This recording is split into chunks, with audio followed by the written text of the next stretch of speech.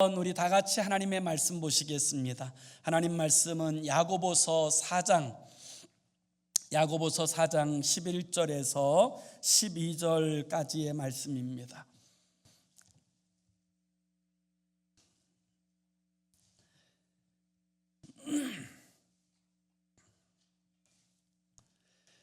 야고보서 4장 11절 12절 우리 함께 같이 읽습니다. 시작. 형제들아 서로 비방하지 말라. 형제를 비방하는 자나 형제를 판단하는 자는 곧 율법을 비방하고 율법을 판단하는 것이라. 내가 만일 율법을 판단하면 율법의 준행자가 아니요 재판관이로다.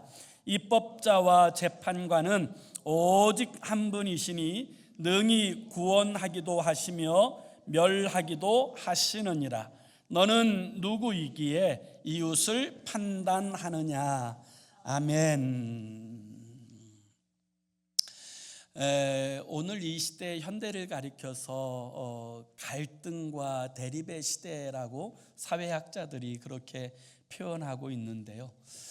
실제로 살펴보면 여러분 사회 전반적으로 갈등과 대립이 확산되어져 가고 있지 않습니까? 정치권에서는 여야 간에 정파 대립을 하고 또 이념의 대립이 점점 거세어지고 또 요즘에는 젠더 갈등이 심화되어지는 그런 이제 상황 가운데 있기도 합니다. 또 이제 인종의 색깔에 따라서 인종 차별에 대한 갈등도 있고요. 이런 이야기들이 오직 비단 미국의 이야기가 아니고 아마 이제 거의 전 세계가 지금 몸살을 앓고 있는 갈등과 대립에 관한 이야기라고 저는 생각합니다. 우리나라도 거기에는 예외가 아닌데요. 이와 같은 이제 갈등과 대립이 있게 될 때 가장 흔하게 드러나는 현상이 뭐냐면 바로 비방하고 정죄하는 것입니다. 그래서 이 비방과 정죄는 이 갈등과 대립 가운데서 뚜렷하게 드러나는 현상이다라고 이야기할 수 있는데요. 우리나라 대한민국만 보더라도 여러분이 이제 국회의사당 또 뭐 용산 대통령실 또 이제 검찰청, 재판소, 관공서 또 그리고 이 광화문 또 시청 앞 거의 매일같이 이제 피켓을 들고 시위하고 또 이제 갈등을 조장하고 대립하는 일들을 우리는 일상적으로 경험하고 살아가는 시대에 우리가 살고 있다 이렇게 이야기할 수 있습니다. 그리고 인터넷만 열어보아도 인터넷 안에서는 뭐 대통령에 대한 뭐 비방은 물론이고 여야 간에 서로 비방하는 그런 댓글이 난무하고 또 심지어는 좀 유명한 사람들의 허물이나 연약함이 드러나면 정말 벌떼같이 비난하고 정죄하고 저주하는 일들이 있다라는 것을 우리는 일상에서 경험하고 살고 있습니다. 그런 이제 비방 때문에 또 자살하는 연예인들이 있고 유명인들이 있어서 이 연예인들이나 유명인에 관한 기사에는 댓글창을 아예 열지 않아서 이제 어떤 댓글도 달지 못하도록 하는 뭐 그런 조치도 취하는 모습들을 우리가 보면서 오늘 우리가 살고 있는 이 시대는 정말 갈등이 심화되어져 있는 대립의 시대라고 이야기할 수 있을 것입니다. 왜 이런 갈등과 대립 그리고 이 갈등과 대립의 자리에서 비방과 정죄가 난무할까요? 그 이유는 결정적인 이유는 우리의 죄성 때문입니다. 그리고 동시에 이 비방을 계속하는 이유 중에 또 다른 이유는 이 비방하는 일이 쏠쏠하게 재미가 있기 때문입니다. 그래서 다른 사람에 관한 이야기를 함에 있어서는 밤새는 줄 모르고 그렇게 이야기할 수 있는 것, 이것이 바로 이 죄성을 가진 우리들의 모습이 아닌가 이런 생각을 합니다. 동시에 이렇게 비방하는 이유 중에 하나는 나는 그들과 다르다라고 하는 허세와 또 동시에 우월감을 가지고자 하는 그런 심리적 상태에서 다른 사람들을 쉽게 판단하고 비방하는 일들이 계속되어지는 이런 사회 현상을 우리가 경험하고 있습니다. 그런데 문제는 그 악한 일이 교회 안에까지 들어와 있다라는 것입니다. 그래서 교회 안에서도 서로가 서로를 비방하고 또 그 안에서 갈등과 분열을 겪는 일들을 경험하고 있다라는 사실이 오늘 우리가 경각심을 가지고 살펴봐야 될 오늘 본문의 내용이라고 그렇게 믿습니다. 미국의 유명한 설교자 가운데 찰스 스윈돌이라고 하는 목사님이 계신데요. 이 목사님의 책에서 이제 비방하지 말아야 될 7가지 이야기에 관한 이야기를 제가 보았습니다. 우리가 절대로 다른 사람을 비방하지 말아야 될 그 7가지 이야기 가운데 첫 번째는 우리는 모든 사실을 알 수 없다라고 이야기합니다. 우리는 사람들에 대하여 아는 것 같지만 사실은 모든 사실을 알 수 없습니다. 아니, 아주 지극히 작은 부분만을 알고 있을 뿐입니다. 두 번째는 우리는 모든 동기를 알 수 없다. 우리는 그 사람이 어떤 일을 행한 그런 부분들만 볼 수 있지 그 사람이 왜 그와 같은 일을 행하게 되었는지 그 동기에 대해서는 우리가 알 수 없다라는 이야기고요. 세 번째로 사람은 근본적으로 객관성을 가진 존재가 아니다라고 이야기합니다. 사람들은 자기가 객관적 존재라고 착각하지만 사실은 사람들은 절대로 객관적 존재가 아니다라는 사실을 기억할 필요가 있다라는 것이고요. 네 번째는 인간의 인식 세계는 제한되어져 있다라는 거예요. 그래서 우리의 생각의 넓이는 제한되어져 있지 모든 것을 다 아는 그런 존재가 아니라는 사실을 기억할 필요가 있는 것이고요. 다섯 번째는 우리가 볼 수 없는 부분이 너무 많다라는 것입니다. 그 사람이 어떻게 태어나고 성장하고 자라오고 어떤 과정들을 겪었는지 지금 그 사람의 마음은 어떤지에 대하여 우리가 볼 수 없는 부분이 너무 많기 때문이고요. 여섯 번째는 사람은 기본적으로 편견이 있을 수밖에 없다라고 이야기합니다. 기본적으로 사람은 편견을 가지고 있습니다. 그래서 정상적으로 전체를 바라보면서 여러분 온전하게 바라본다는 것이 불가능하다라는 것이고요. 마지막 7번째로 사람은 일관적이지 않다라는 것입니다. 사람은 일관되지 않습니다. 어느 때에는 이 편에 섰다가 또 저 편에 설 수 있는 것, 그것이 바로 사람입니다. 그렇기 때문에 우리는 절대로 비방하지 말아야 된다라고 찰스 스윈돌은 그렇게 이야기하는 것입니다. 그런데 오늘 본문에 보면 형제들아 서로 비방하지 말라라고 말씀하고 있습니다. 이 말씀의 뜻은 초대교회 안에도 이 비방하는 일들이 있었다라는 사실을 보여주는 것입니다. 비방이라고 하는 이 단어의 뜻은 헬라어로 카탈랄레오라는 단어입니다. 카탈랄레오라는 말은 아주 일방적으로 어떤 사람에 대하여서 적대적인 언어를 사용하는 것, 이게 카탈랄레오라는 단어예요. 그 사람이 변명할 기회도 주지 않은 채 일방적으로 그 사람에 대하여 판단하고 정죄하고 적대적으로 그 사람을 이야기하는 그 모든 것이 비방이라고 이야기할 수 있는 거지요. 그러면 왜 주님께서는, 왜 성경은 우리에게 서로를 비방하지 말라고 하실까요?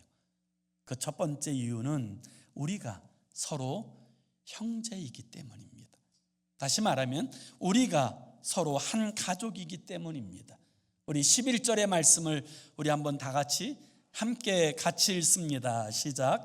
형제들아 서로 비방하지 말라. 형제를 비방하는 자나 형제를 판단하는 자는 곧 율법을 비방하고 율법을 판단하는 것이라. 내가 만일 율법을 판단하면 율법의 준행자가 아니요 재판관이로다. 아멘. 오늘 이 11절에 형제라고 하는 단어가 3번이나 등장합니다. 그러므로 서로 비방하지 말라라고 말씀하실 때 1차적인 대상이 누구냐면 바로 교회 공동체 안에 있는, 다시 말하면 그리스도 공동체 안에 있는 이 사람들이 1차적 대상이라는 사실을 보여주는 거예요. 그렇다고 해서 다른 사람들은 비방해도 되느냐? 절대로 그렇지 않습니다. 그렇지만 적어도 형제 공동체, 그리스도 예수의 공동체 되어진 사람들은 서로가 서로를 비방해서는 안 된다라고 말씀하고 있습니다. 왜냐하면 우리 모두가 그리스도 예수의 보배로운 피로 말미암아 구원받아 한 하나님의 자녀, 형제와 자매가 되었기 때문입니다. 그리고 우리는 영원한 천국에서 함께 살 것입니다. 그런데 어쩌면 하나님께서는 서로 미워하였던 사람을 이웃으로 둘 수도 있지 않으실까? 여러분, 우리는 천국에서 영원토록 함께 살 사람들이에요. 그렇기 때문에 우리는 한 형제요 한 자매이기 때문에 여러분 서로 비방해서는 안 된다라고 말씀하고 있어요. 여러분, 우리가 기억해야 될 것은 우리 중에 누구도 털어서 먼지 안 날 사람이 하나도 없다는 거예요. 비방하고자 한다면 비방의 대상이 되지 못할 사람은 아무도 없다라는 거예요. 하나님께서는 우리를 그리스도 예수의 공동체로서 부르셔서 한 형제가 한 자매가 되어지게 하신 것은 서로를 헐뜯고 비방하기 위해서가 아니라 서로의 아픔을 감당하고 축복하고 위로하기 위하여 세우신 줄로 믿습니다. 그것이 하나님께서 우리를 하나로 부르신 목적이라는 사실을 우리는 기억할 필요가 있어요. 그렇다면 여러분, 하나의 퀴즈를 내드리겠습니다. 형제들끼리 싸우면 누가 제일 마음이 아플까요? 부모님이죠. 하늘에 계신 아버지께서 형제들의 다툼과 갈등 가운데 가장 고통스러워하세요. 그래서 우리는 한 그리스도 예수의 공동체인 형제들, 자매들을 비방이 아니라 사랑의 대상으로 섬기고 세우는 대상으로 섬겨야 되는 줄로 믿습니다. 우리가 비방하지 말아야 될 두 번째 이유는 하나님의 말씀을 어기는 것이 되기 때문이에요. 비방한다는 것은 하나님의 말씀을 불순종하는 것이고 어기는 것이에요. 그래서 오늘 본문 11절을 다시 한번 보세요. 형제들아, 서로 비방하지 말라. 형제를 비방하는 자나 형제를 판단하는 자는 곧 율법을 비방하고 율법을 판단하는 것이라. 내가 만일 율법을 판단하면 율법의 준행자가 아니요 재판관이로다. 이와 같이 말씀하세요. 그래서 여러분, 비방하지 말라라는 이 사실은 하나님의 명령이에요.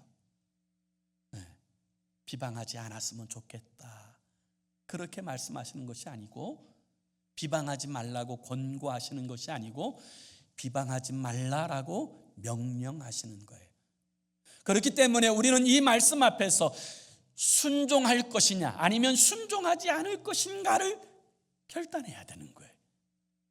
그런데 이 비방하지 말라라는 이 말씀 앞에 순종하지 않게 되어지는 그 순간 우리는 하나님께서 우리에게 주신 최고의 법을 깨트리는 자가 되는 거예요. 하나님께서 성도에게 주신 최고의 법이 무엇입니까? 내 이웃을 내 몸과 같이 사랑하라는 거예요. 야고보서 2장 8절에도 보면 너희가 만일 성경에 기록된 대로 내 이웃 사랑하기를 내 몸과 같이 아니하면 내 몸과 같이 하라 하신 최고의 법을 지키면 잘하는 것이니라. 여러분, 이 내 이웃을 내 몸과 같이 사랑하라 하신 말씀이 최고의 법이라는 거예요.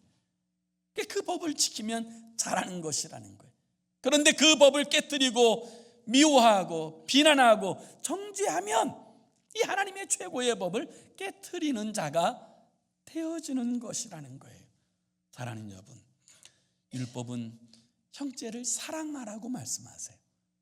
그렇기 때문에 여러분, 사랑을 결심해야지 비방하고 정죄할 것을 결심하면 안 돼요.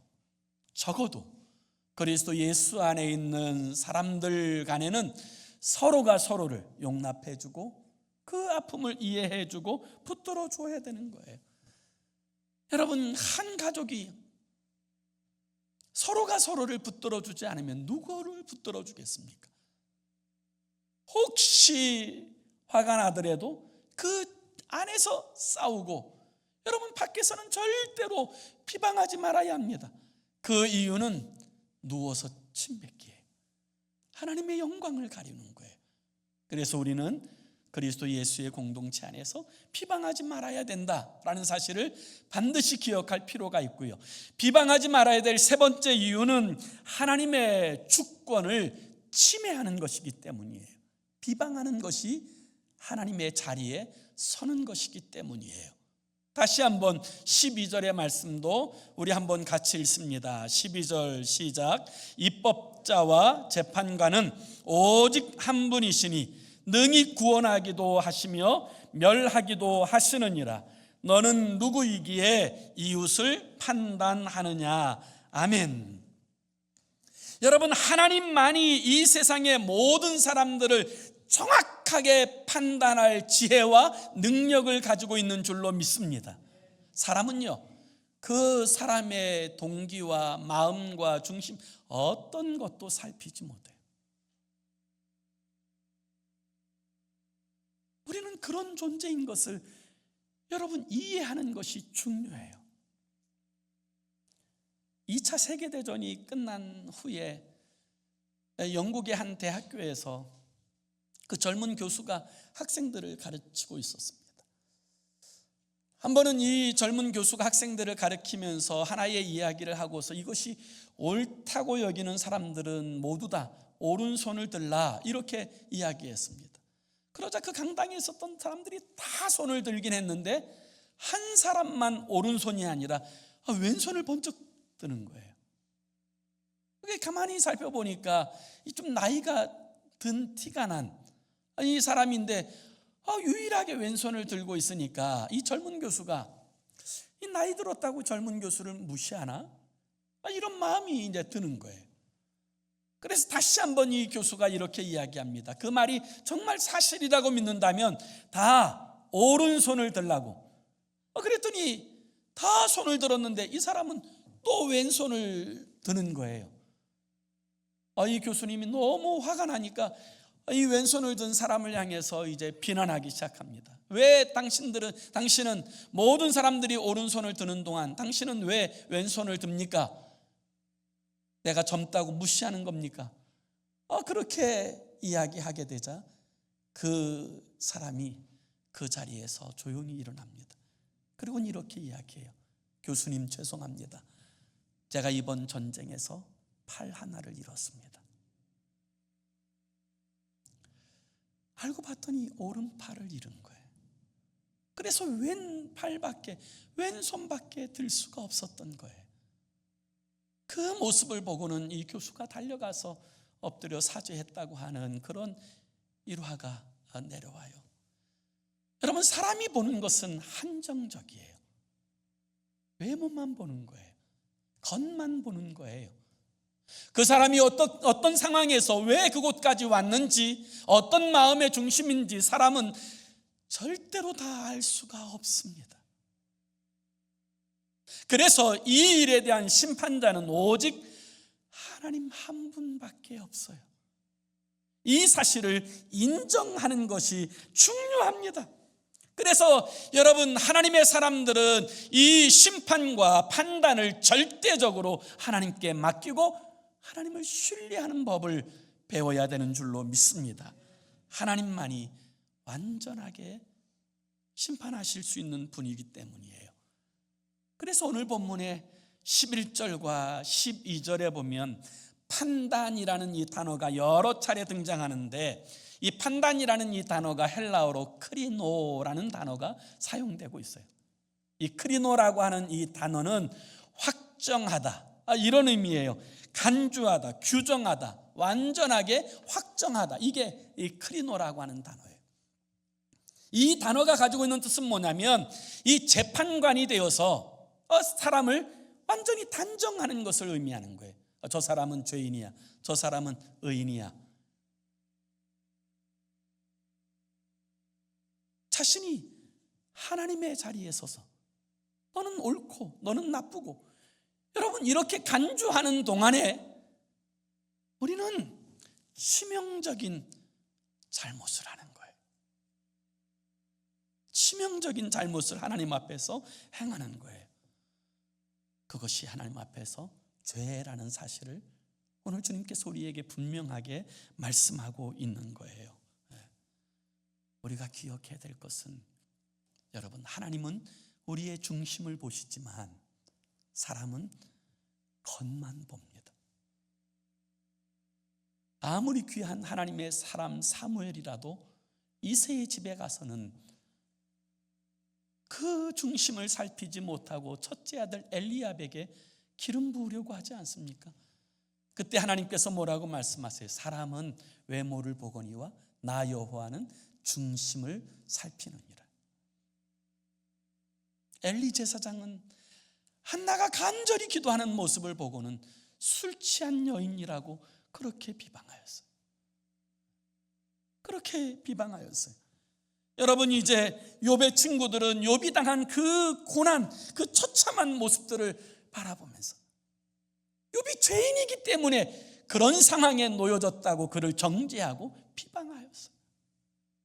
바리새인들은 예수님이 그 죄인들과 함께 식사하는 모습을 보고는 예수님을 가리켜서 죄인이라고 정죄하고, 심지어 십자가에 달리셨을 때에도 내가 그리스도가 아니냐, 너도 구원하고 우리도 구원하라고 조롱하며 비방하였어요. 사람은 보이는 것만 보는 거예요. 그러나 하나님은 중심을 보시는 줄로 믿습니다. 여러분, 이것이 판결은 하나님이 하시는 거예요. 그러므로 하나님의 주권을 인정하는 것, 그것이 무엇보다도 중요한 것입니다. 그리고 무엇보다도 이 비방하는 것은 사탄의 역사예요. 그래서 여러분, 사탄이라는 이 단어는 헬라어로 사타나스라는 말이에요. 이 사타나스라고 하는 이 말의 뜻은 무엇이냐면 선한 일을 대적하는 두목, 이런 뜻이에요. 마귀라는 말은 디아블로스예요. 이 말의 뜻은 무엇이냐면 비방하는 자, 중상모략하는 자, 참소하는 자를 말하는 뜻이에요. 그러니까 사탄이나 마귀는 그 하는 짓거리에 따라서 그 이름이 붙여진 영적 존재를 의미하는 거예요. 그래서 적어도 비방하고 참소하고 다른 사람들을 험담하는 동안에 우리는 이 사탄의 영향력 아래, 그리고 그에게 쓰임받아주는 존재가 되어진다는 것을 기억할 필요가 있어요. 마귀 사탄은 처음 사람 아담과 하와마저도 마치 하나님께서 선악을 알게 하는 나무의 실과를 금하게 하신 것이 그들이 하나님과 같이 되는 것을 회방하기 위해서인 것처럼 거짓말을 하고 하나님을 비방하는 존재가 바로 사단이고 마귀예요. 그 마귀가 오늘도 우리의 심령을 통하여, 우리의 입술을 통하여 우리의 형제들을, 우리의 이웃들을 비난하고 비방하게 하는 거예요. 우리는 이 본질을 살펴볼 필요가 있어요. 그리고 이와 같은 마귀는 마지막 때에 반드시 심판을 받습니다. 그래서 요한계시록 12장 10절에 보면 우리 하나님의 구원과 능력과 나라와 또 그의 그리스도의 권세가 나타났으니 우리 형제들을 참소하던 자, 곧 우리 하나님 앞에서 밤낮 참소하던 자가 쫓겨났고, 이와 같이 말씀하고 있는 거예요. 이 마지막 심판 때는 이 참소하고 비방하고 정죄하는 이 세력들이 다 심판을 받는 거예요. 그래서 여러분, 우리는 비방하지 말아야 돼요. 함부로 비방하지 말아야 돼요. 민수기서 12장에 보면 모세의 아내인 십보라가 죽고 나자 이 모세가 이제 새로운 아내를 맞이했는데 그 새로운 아내가 구스 여자였어요. 구스 여자라고 하는 이 표현을 우리가 이해하려면 이스라엘 백성들이 출애굽할 때 이스라엘 백성들 순수 혈통 이스라엘 백성들만 나온 것이 아니라 이 출애굽할 때 애굽에서 종살이하던 수많은 족속들이 이스라엘이 해방받아 나가는 그 틈에 아싸하고는 다 같이 나왔어요.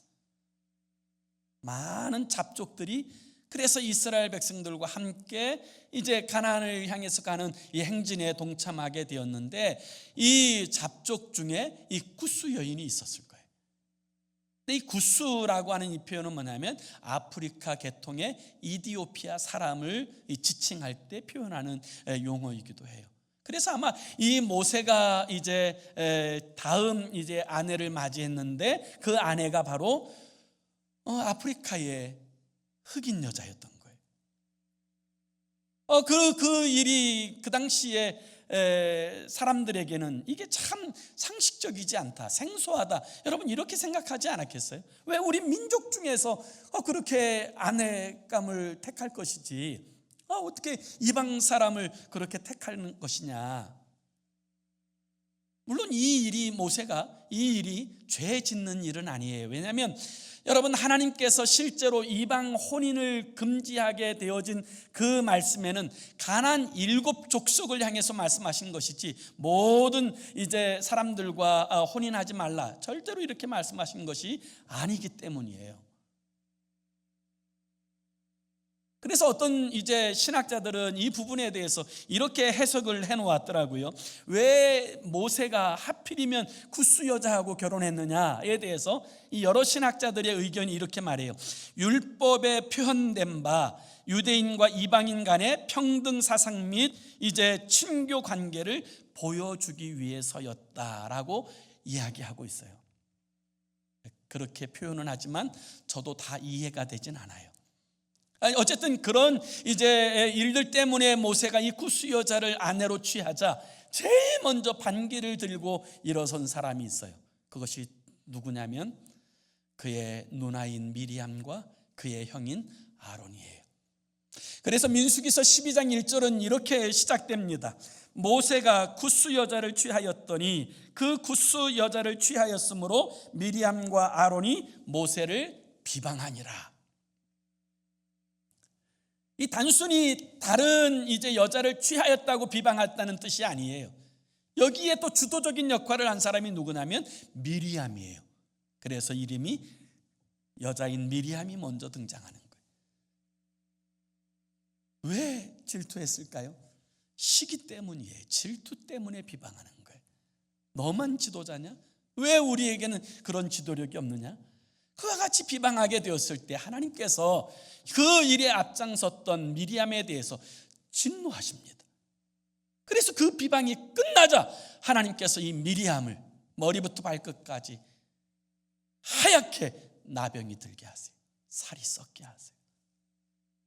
하나님께서 얼마나 기뻐하시지 않는지 그 모습을 보여주는 것 아닙니까? 모세의 기도 때문에 7일 만에 다시 회복되고 진영 안으로 들어오긴 했어도 하나님께서 이 비방하는 것을 얼마나 싫어하시는지 우리는 이 사실을 살펴볼 수가 있어요. 네, 그렇습니다. 여러분, 비방이라고 하는 것은 하나님의 백성들이 해야 될 일이 아니에요. 그러면 반대로 우리가 비방을 받을 때는 어떻게 합니까? 우리는 비방해서는 안 되는 사람으로 부름받았다라는 사실을 기억하면서 살 필요가 있는데 문제는 내가 다른 사람으로부터 비방을 받는다면 그때는 어떻게 해야 합니까?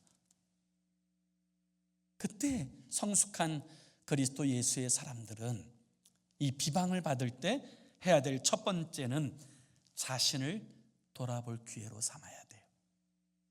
오히려 자신을 돌아볼 기회로 삼아야 돼요. 다윗의 아들 압살롬이 반역을 일으켰습니다. 다윗은 피눈물을 흘리며 예루살렘을 떠나 도망해야 될 처지에 놓였어요. 그래서 그를 따르는 군사들과 그 백성들과 함께 맨발로 감람산을 지나고 그리고 피난길에 오릅니다.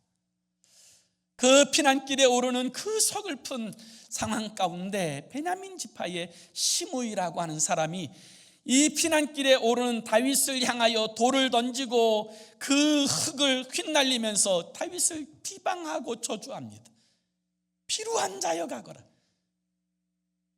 오늘날로 표현하면 이 빌어먹을 놈아, 얼른 빨리 도망가라. 하나님께서 너를 심판하시는 것 아니냐. 네가 피 흘렸기 때문에 하나님이 너를 저주하시는 것이 아니냐. 계속 쫓아오면서 막 돌을 던지고 막 흙을 날리면서 이 다윗을 비방합니다. 도망가는 처지. 누구보다도 지금 고통스럽고 누구보다도 힘들고 누구보다도 아픈 이 다윗을 향하여 그때 시므이가 그렇게 비방하자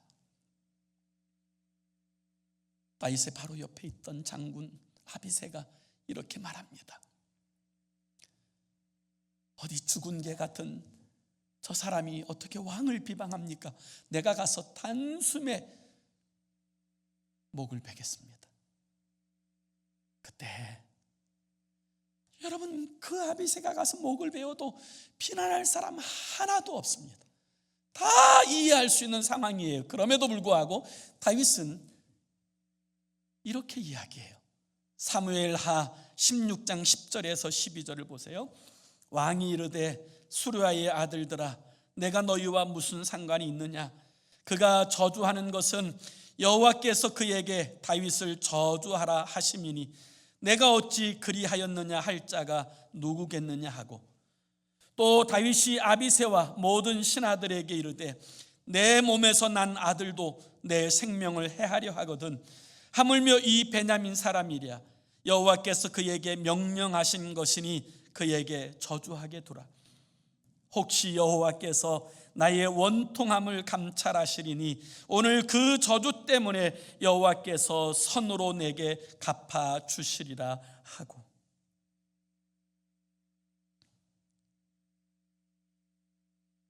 여러분 제일 힘들고 고통스러울 때 여러분 비방마저 받는다면 여러분 우리가 정말 어떻게 해야 될까요?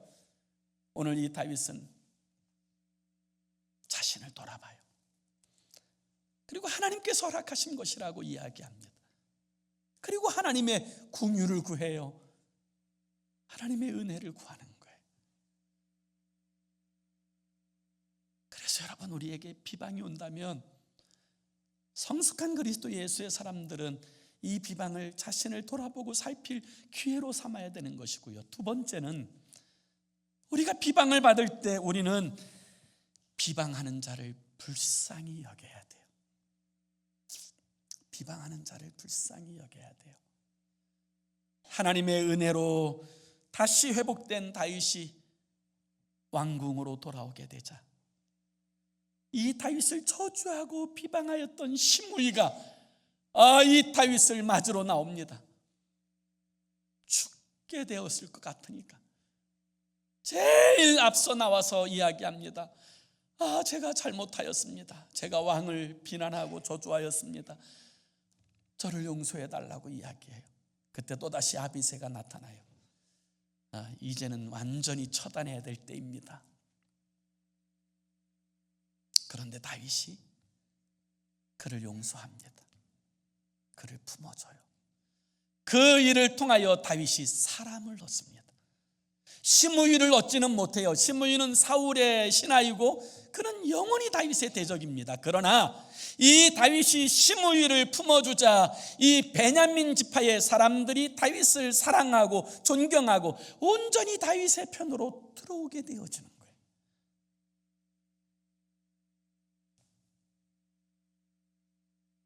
저는 다윗이 지혜로운 사람이라고 믿습니다. 원수 갚는 것, 심판하는 것은 하나님께 맡기고 자기를 저주한 심의를 품음으로써 많은 사람들을 얻을 수가 있었던 거예요. 잠언서 11장 30절에 보면 의인의 열매는 생명나무라 지혜로운 자는 사람을 얻느니라 하셨어요. 이것이 참 중요해요.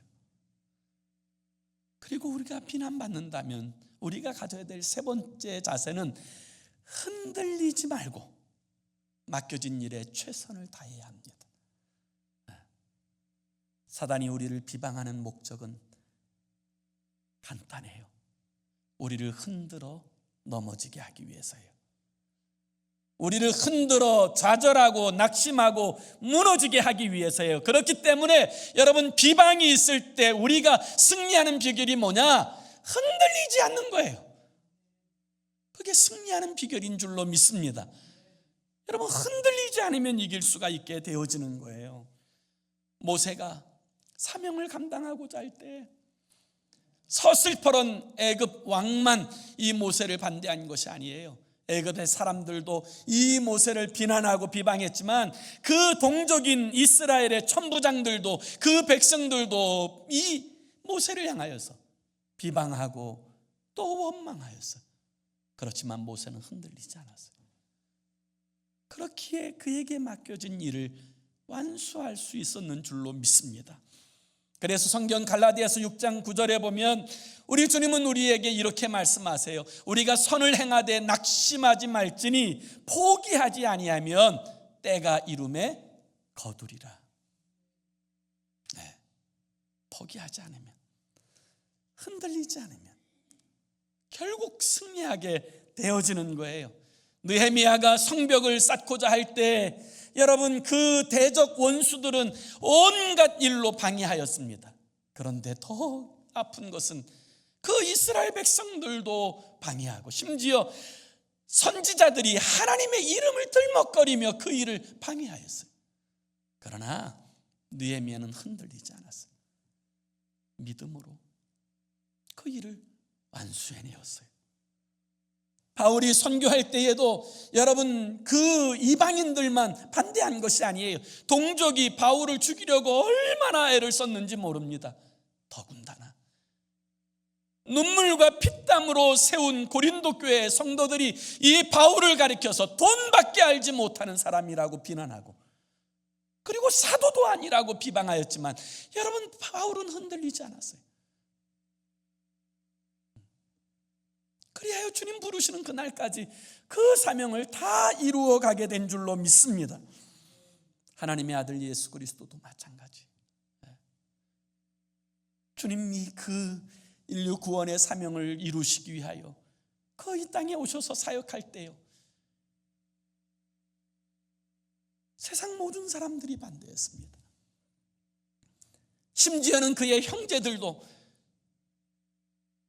반대하고, 그렇게 믿었던 제자들마저도 주님이 고난의 자리에 있을 때 다 주님을 배반하고 부인하고 다 떠나갔어요. 그럼에도 불구하고 주님은 끝까지 십자가에 달려 죽기까지 그 사명을 이루신 줄로 믿습니다. 그 때문에 우리가 구원받은 것 아닙니까? 여러분, 사단은 환경과 사람들을 통하여 우리를 흔들고 비방합니다.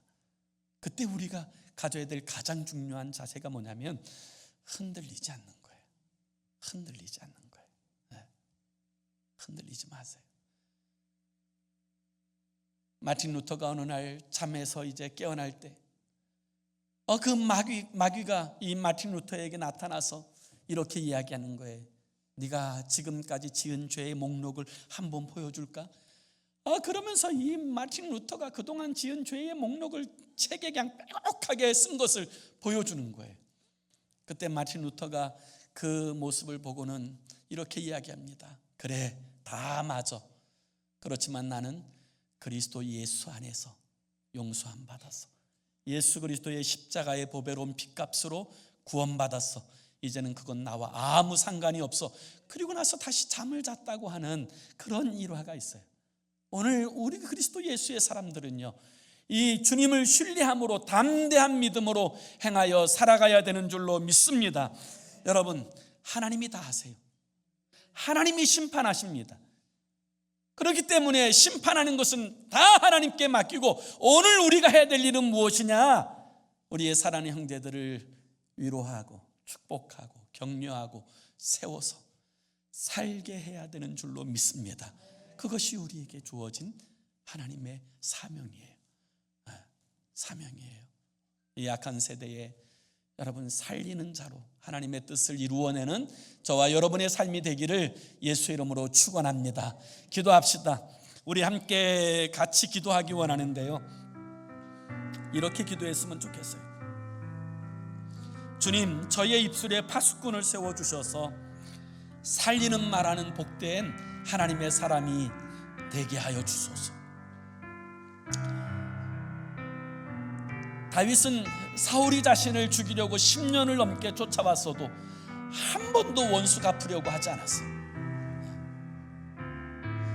욥은 그 친구들이 자신이 죄인이라고 닥달하고 정죄하고 그렇게 비난하였어도 이 욥은 흔들리지 않았어요. 이 고난과 이 역경이 지나가고 나면 하나님 앞에 정금같이 나올 것이다. 내 이 고난의 의미 다 알지 못하지만 그러나 이 고난이 다 지나가고 나면, 이 연단이 다 지나가고 나면 내가 하나님 앞에 정금같이 나올 것이다. 그 믿음이 있었기 때문에 끝까지 입술로 범죄하지 않고 끝까지 승리할 수 있었는 줄로 믿습니다. 하나님 아버지, 우리의 입술에 파수꾼 세워주셔서 믿음으로 복된 말하는, 살리는 말하는 주의 사람 되게 하시고, 아버지 비난의 말, 정죄의 말, 비방의 말 하지 않는 주의 사람으로 살게 해달라고 우리 함께 합심으로 기도하겠습니다. 살아계신 하나님 아버지, 우리가 이 약한 세대 갈등과 대립이 심화되고 있는 이때에 아버지 하나님, 우리가 하나님의 자리에 서서 아버지 모든 것을 다 아는 것처럼 판단하고 정죄하고 비방할 때가 있습니다. 나도 모르는 사이에 아버지 하나님, 정죄함이 쉽고 비방하는 것이 가볍고 아버지 그 일이 오히려 즐거움이 되어질 때가 있습니다. 하나님 아버지, 우리를 용서해 주시고 아버지 하나님이 참소하고 비방하고 정죄하는 것이 사단의 역사요, 아버지 사단의 영역인 것을 바로 알게 하여 주셔서 우리로 하여금 비방하는 자가 아니라 아버지 살리는 말하는 주의 사람 되게 하옵소서. 아버지 세우는 말하는 주의 사람 되게 하옵소서. 승리케 하는 주의 사람이 되도록 우리 하나님 은혜 베풀어 주옵소서. 그리고 우리가 비방을 들을 때에도 아버지 모든 것을 아시는 하나님께 모든 심판을 맡기고 아버지 하나님 흔들리지 않고 믿음으로 살게 하시고 주의 뜻을 행하여 살게 하여 주셔서 아버지 우리로 하여금 믿음으로 이 세상을 살아가는 하나님의 사람다운 아버지 그런 삶을 살게 하시고 주의 영광을 나타내는 주의 백성으로 살도록 우리 주님 통치하시고 이끌어 주시옵소서. 한 사람 한 사람 모두가 다 우리 주님 앞에 결단하며 그렇게 서도록 우리 주님 축복하여 주시옵소서.